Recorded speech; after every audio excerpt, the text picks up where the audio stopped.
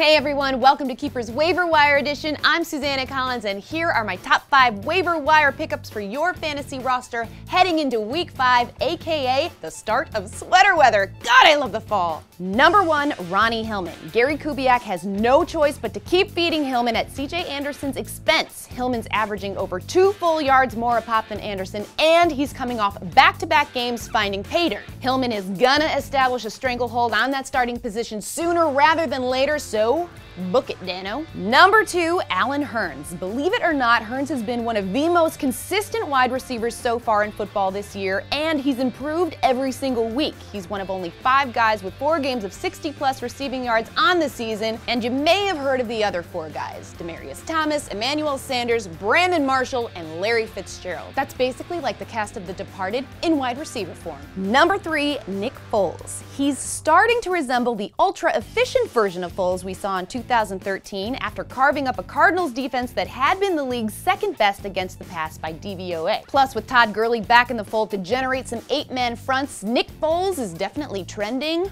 upwards. Number 4, Ginn Jr. He's disappointed as a receiver everywhere else he's played. Whether it's Miami, San Francisco, or Arizona, Ginn has never really lived up to the hype that made him a top 10 pick.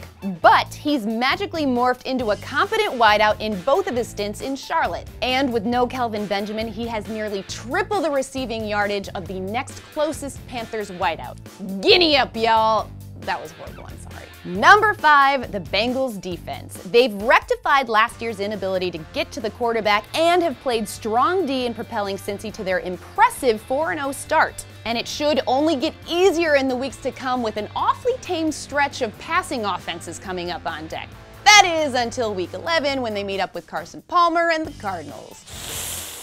There it is, folks. Don't forget to check out our full edition of Keepers later on this week. And if you really like us, do me a solid and click on that little subscribe button on our YouTube page. Thank you for watching. We'll see you real soon.